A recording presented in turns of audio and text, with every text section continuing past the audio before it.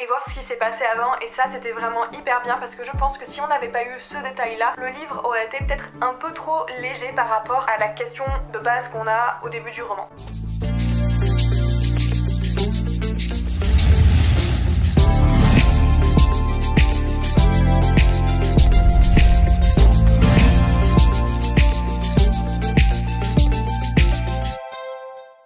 Bonjour à tous et bienvenue sur la chaîne Amoukinade. Aujourd'hui on se retrouve pour un nouveau point lecture avec tous les livres que j'ai lus pour le challenge roman Young Adult. Pour la première catégorie de ce challenge qui était Commençons par l'éternité, donc c'est une citation issue de la saga Twilight, il fallait lire une histoire avec pour thème la vie éternelle. Donc j'ai évidemment choisi Assoiffée de Tracy Wolff aux éditions Pocket Jeunesse, et je suis désolée, je commence déjà avec le pire de tous ces livres que j'ai lus. C'était vraiment compliqué pour moi de lire cette série. Dans cette histoire, nous allons retrouver une jeune femme, une jeune adolescente qui a perdu ses deux parents et qui va rejoindre son oncle Philippe en Alaska, et elle va notamment intégrer un nouveau lycée qui est le lycée de Katmyr.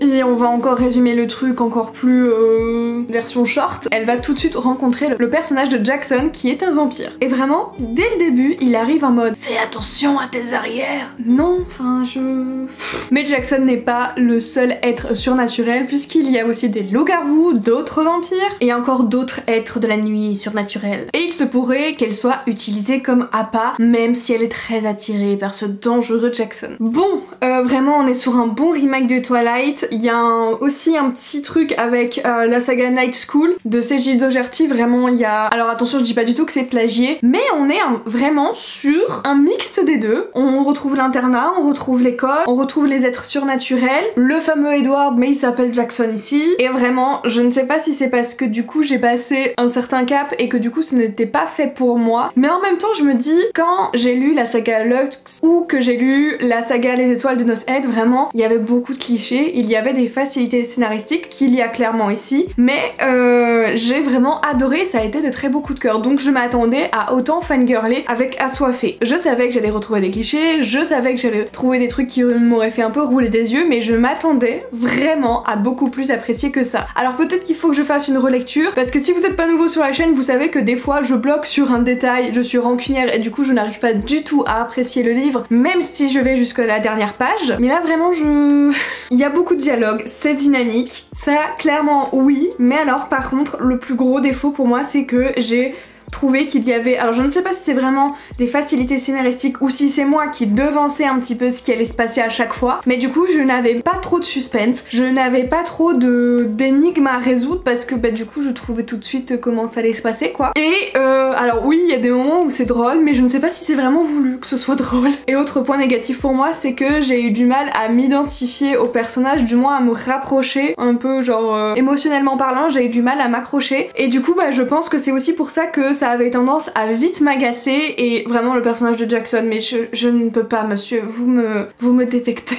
Vraiment je suis horrible avec ce livre, j'ai bien conscience que du coup j'aurais pu nettement plus l'apprécier. Je ne sais pas si je vais continuer, je pense que je vais le mettre en pause et dans X temps je me referai une relecture et autant je vais me découvrir une nouvelle passion, mais pour l'instant on est vraiment sur un très gros flop et j'aurais du mal à plus argumenter que ça parce que bah hormis vous dire déjà tous les trucs négatifs que je vous ai déjà dit, c'est compliqué de venir chercher des choses positives alors que vraiment je suis passée à côté du livre. Dans la catégorie tu as le droit d'avoir le cœur brisé pour apprendre à le reconstruire, donc c'est une romance dans le futur. Je vous en ai parlé récemment, du coup j'ai lu la duologie avec mon copain, The Book of Ivy, donc là c'est le tome 1 et là c'est le tome 2 de Amy Angel aux éditions Lumen. Je vous avoue que celui-ci n'était pas du tout prévu dans la pile à lire, mais mon copain a trouvé le résumé très intéressant, du coup on l'a pris, on l'a lu et je suis quand même contente parce que j'ai quand même nettement plus apprécié que le livre précédent, mais c'est surtout que je pense que c'est un livre qui est sorti donc il y a un moment etc, et je me disais que j'allais jamais le lire parce que j'étais juste passée à côté de la hype et que maintenant il y a beaucoup plus de nouveautés, j'avoue, qui me font envie. Je suis contente parce que je l'ai vraiment très apprécié, c'est loin d'être un coup de cœur mais ça a été une très très bonne lecture. Je vais vous prendre que le tome 1 parce qu'après je vais encore dire j'ai mal avec ma tendinite. Ici nous allons retrouver le personnage de Ivy qui vit dans un monde, en fait ça se passe...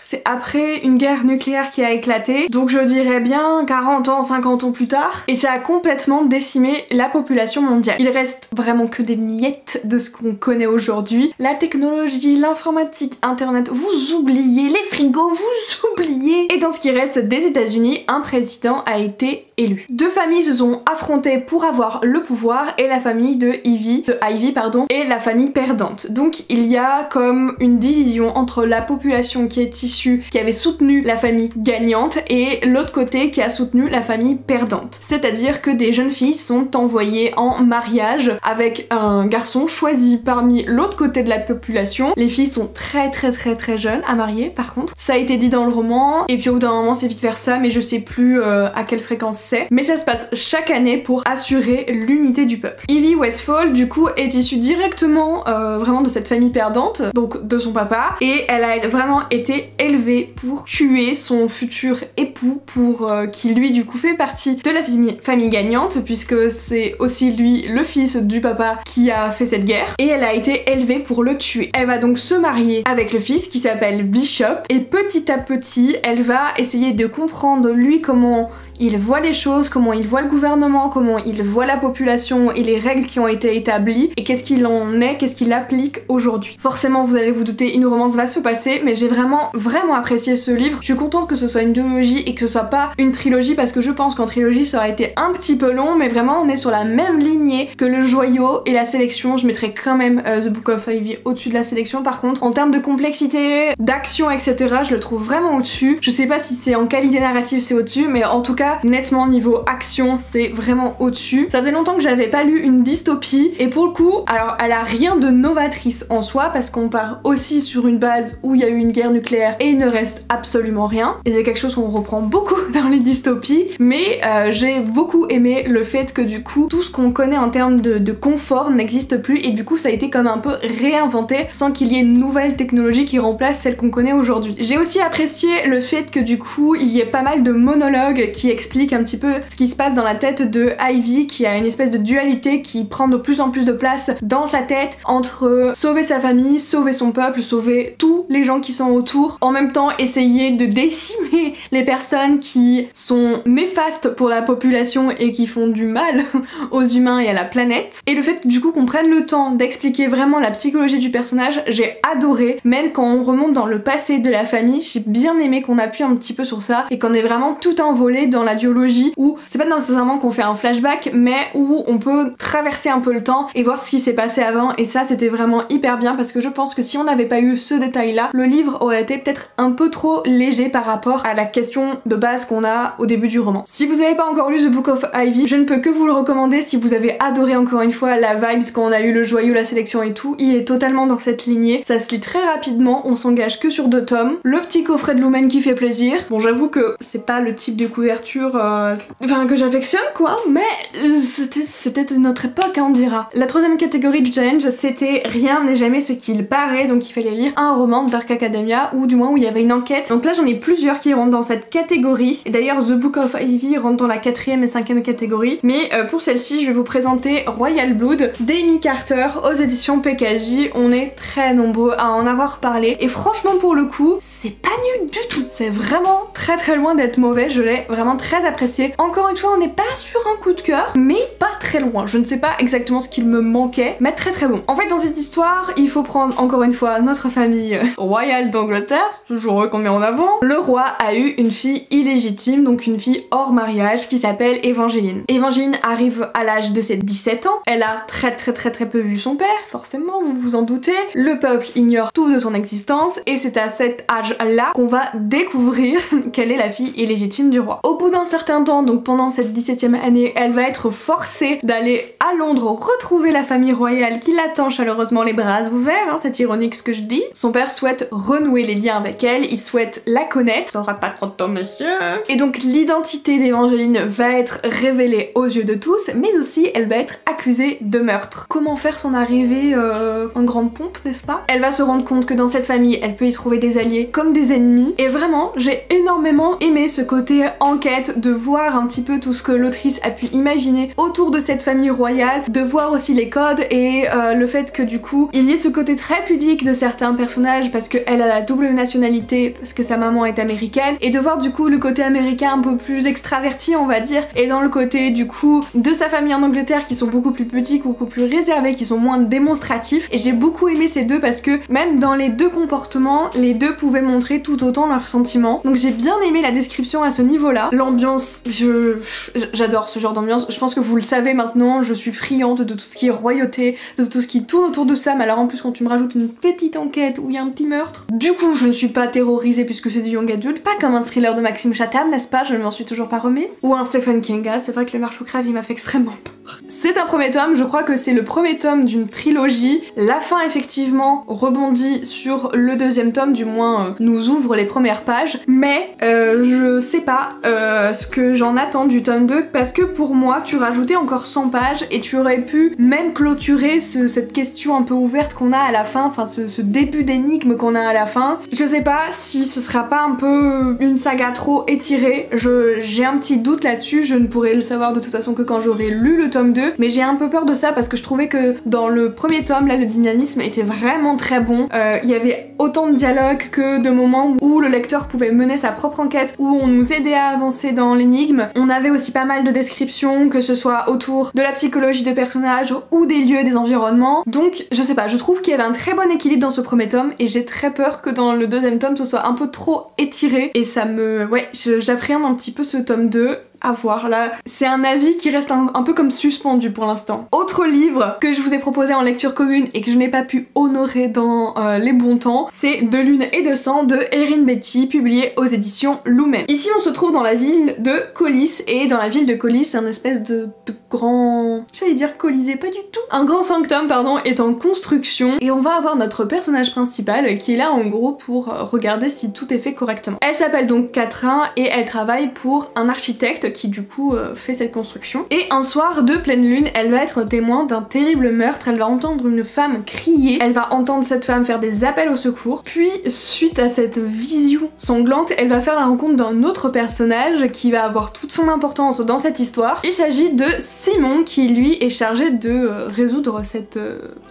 histoire, ce meurtre, puisque le meurtrier cesse de frapper encore et encore et encore, et Catherine sont toujours assez liés à ça. Le facteur vient de sonner. Du coup j'ai terminé De Lune de Sang très tardivement par rapport à la date de la lecture commune que j'avais mise sur le club de lecture. Avec le déménagement j'ai pas du tout assuré entre les lectures, les impératifs, les cartons, l'emménagement etc. Bref, en tout cas je l'ai fini beaucoup plus tardivement, donc j'ai vraiment eu une impression de lenteur, mais parce que du coup j'ai mis très longtemps à le finir. Et vu que les chapitres sont quand même assez dense, assez long, et on est quand même très dans le côté psychologique des personnages, on est très aussi dans le monologue, j'avais l'impression que les actions, même s'il y en avait beaucoup, elles étaient quand même un peu longues, elles étaient quand même un peu étirées, quand bien même il y en avait plus d'une. J'ai beaucoup aimé le personnage de Catherine, j'ai beaucoup aimé leur duo qui était assez fascinant, surtout l'ambiance qu'il y avait. Je crois que vraiment ce que j'ai préféré dans ce livre c'est vraiment l'ambiance, et qui est peut-être propre à l'autrice puisque c'est la deuxième fois que je lis, enfin que je lis La Plume d'Erin Beatty. La première fois c'était avec La Couleur du Mensonge et j'avais énormément aimé, et c'est vrai qu'il y avait ce côté très psychologique, très introspectif que j'avais énormément apprécié et qu'on retrouve ici, donc c'est peut-être un truc vraiment qu'elle adore faire. Le fait aussi qu'on soit pas du tout dans notre époque, je sais pas trop comment situer l'époque dans laquelle se passe cette histoire, mais le lien avec les pouvoirs surnaturels qu'il y a,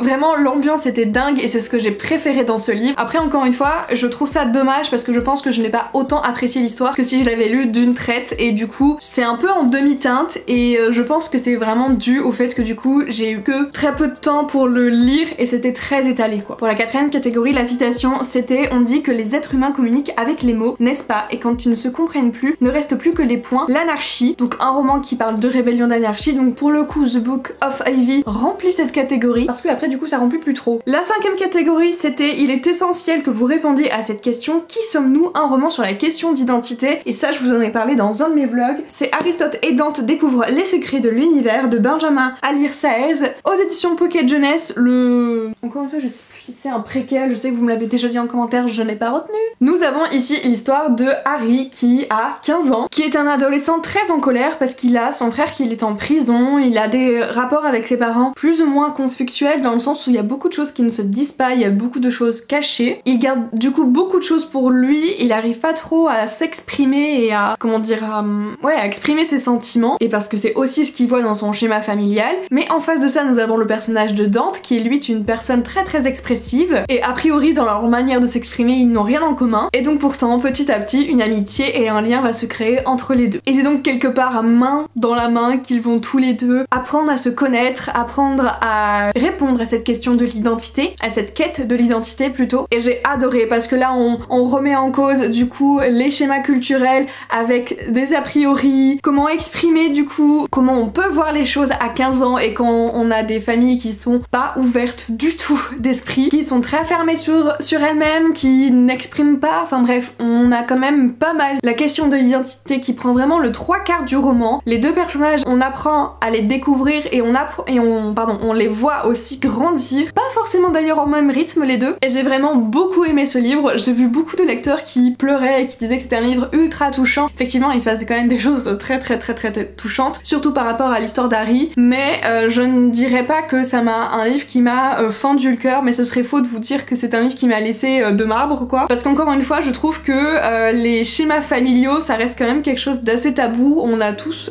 des histoires dans nos familles, on a tous des choses un peu propres à nos familles, et du coup j'ai bien aimé parce que ça mettait ce côté là en avant, ça déstructurait un peu le côté tabou de faire croire qu'on a une famille parfaite. Moi en tout cas c'est ce que j'ai retenu de ce livre, je le trouve très beau, j'ai hâte du coup de lire la nouveauté qui est sortie, je crois que c'était déjà l'année dernière, je ne sais pas si vous l'avez lu mais pour moi c'est un intemporel à lire de chez Pocket Jeunesse. Bah décidément là c'est mon père qui m'a appelé. La 6ème catégorie c'était celle tuer de sourire de temps en temps, et du coup là il fallait lire un slow burn, et j'ai donc lu Fable de Adrienne Young aux éditions Rajo. Du coup là c'est les fameuses éditions reliées qui sont plutôt jolies. Ici on va retrouver une histoire de piraterie et ça c'est clairement ce que je recherchais et ce que je recherche de plus en plus. J'en commence à en trouver un peu et je suis trop contente. Attendez, je vais en prendre un parce que c'est pareil, la tendinite ça va être chiant. Ici nous avons donc l'histoire de la jeune Fable qui vit sur une île, l'île de Géval, et là-bas elle a un emploi, un CDD classique ni un CDI classique, puisqu'elle va plonger dans les profondeurs pour récupérer des gemmes et ensuite les vendre. Elle les revend à un jeune capitaine qui lui-même a...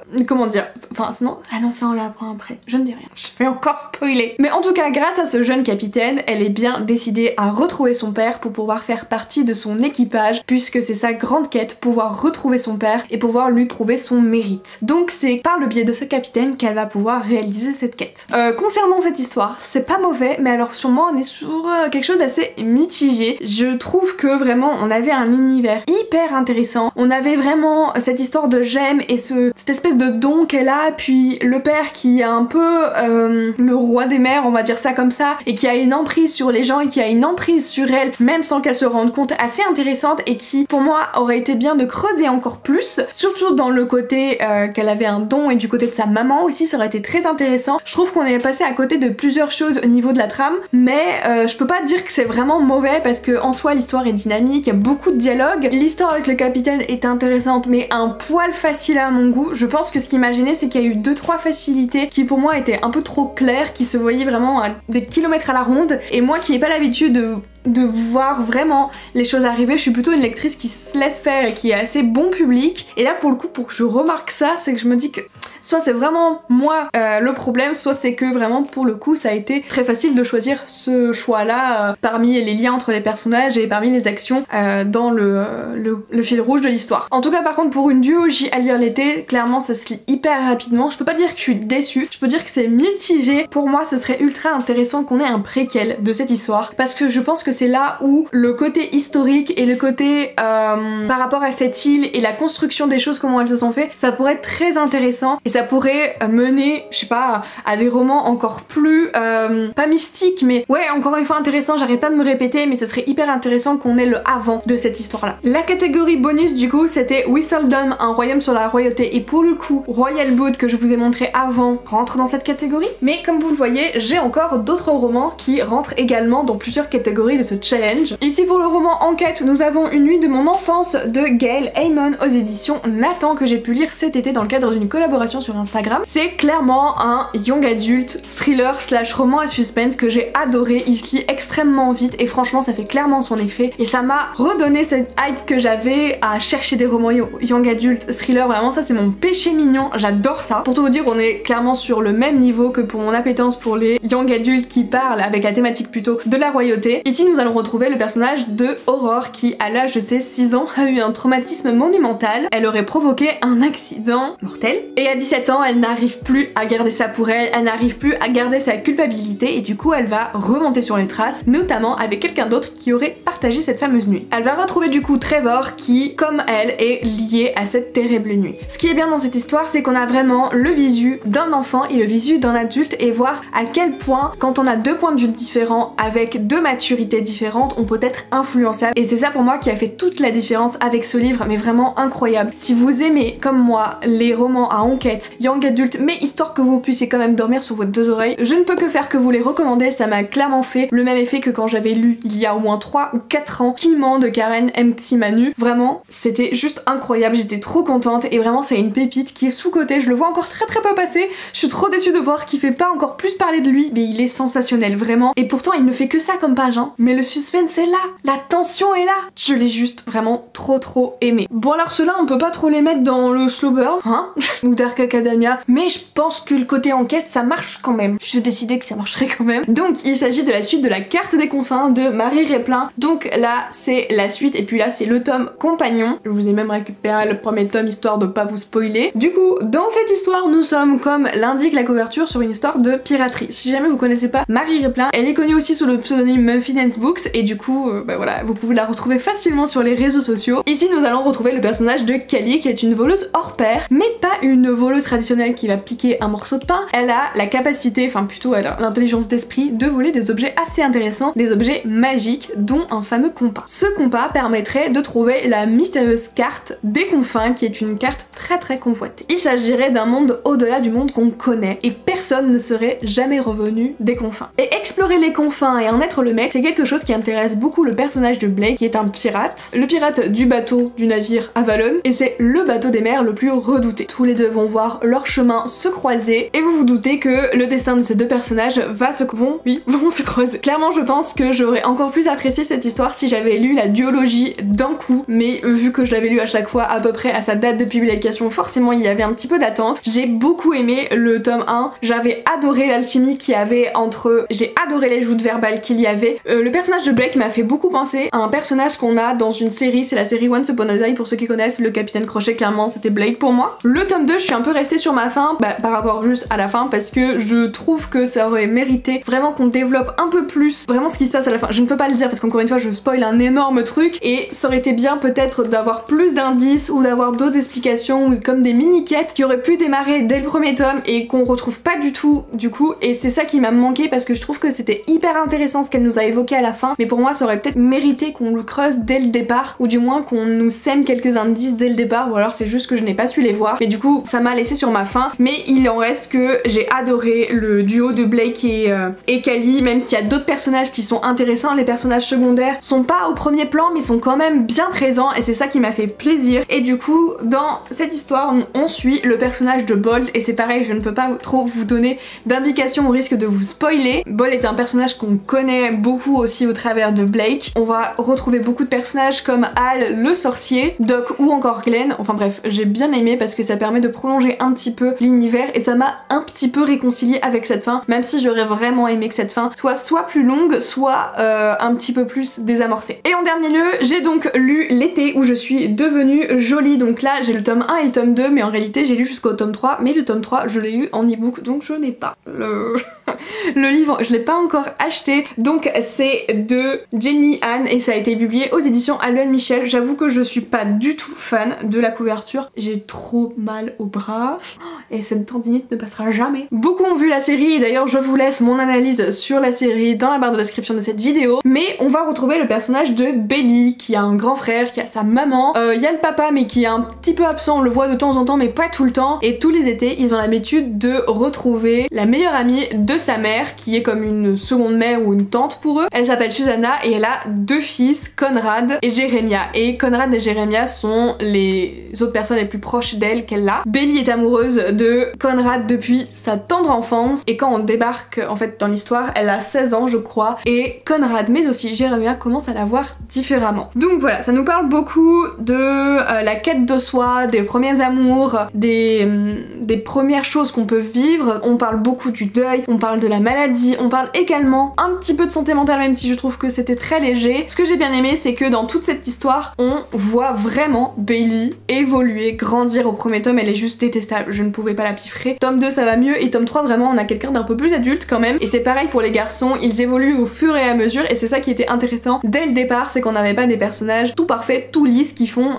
des choses comme il faut, qui sont ultra matures. Non non, ils sont complètement immatures quand on démarre le premier tome, et c'est quelque chose aussi qu'on retrouve dans la série et qui était plutôt pas mal. Je ne referai pas d'analyse sur la nouvelle saison qu'il y a eu parce que pour moi il n'y a pas tant de choses que ça à rajouter. Effectivement il y a eu des libertés scénaristiques mais qui pour moi ne sont pas si incohérentes que ça, donc bref, je n'ai pas grand chose à dire de plus donc je ne vais pas parler dans le vent. Je trouve que l'adaptation est assez fidèle à la construction des personnages, au développement des personnages, et c'est vrai que c'est une bonne trilogie à lire l'été. Si vous aimez les romances contemporaines, clairement ça peut le faire. Par contre si vous aimez les romances comment dire avec un tant soit peu de, enfin plus de maturité dès le départ, je pense que ça va vous énerver parce que le tome 1 c'est vrai que Bailey est insupportable mais ça rend le truc un peu plus réel et un peu plus concret. Et par contre qu'est-ce que j'ai pleuré au moment du deuil, ça a été tellement bien retranscrit, vraiment ça m'a tué le cœur, ça vraiment ça m'a marché dessus, c'était impressionnant et j'étais trop contente vraiment de lire cette trilogie. Pour le coup j'avais jamais lu, mince comment elle s'appelle l'autre série qui a eu Les Amours de Lara Jean, je l'avais jamais lu, j'avais juste regardé les films et là je suis contente d'avoir pris le temps d'avoir lu les livres parce que du coup on comprend mieux la série, on la voit différemment et pour moi vraiment les deux se valent. L'adaptation est loin d'être mauvaise, donc je dirais pas complémentaire mais presque quand même. J'ai rien de plus à redire parce que c'est quand même une lecture assez feel good, même si on peut avoir quand même des thématiques qui font mal au cœur, il est vrai. Je trouve que cette histoire a quand même été bien écrite et malgré le fait que du coup ce soit pas une histoire qui a été écrite là ces derniers temps, donc il y a un côté un peu pas vieillot mais tu sens que les derniers livres qui ont été publiés sont quand même enfin je sais pas, il y a autre chose quoi. Je trouve qu'on est quand même bien dans le jus, c'est pas compréhensible.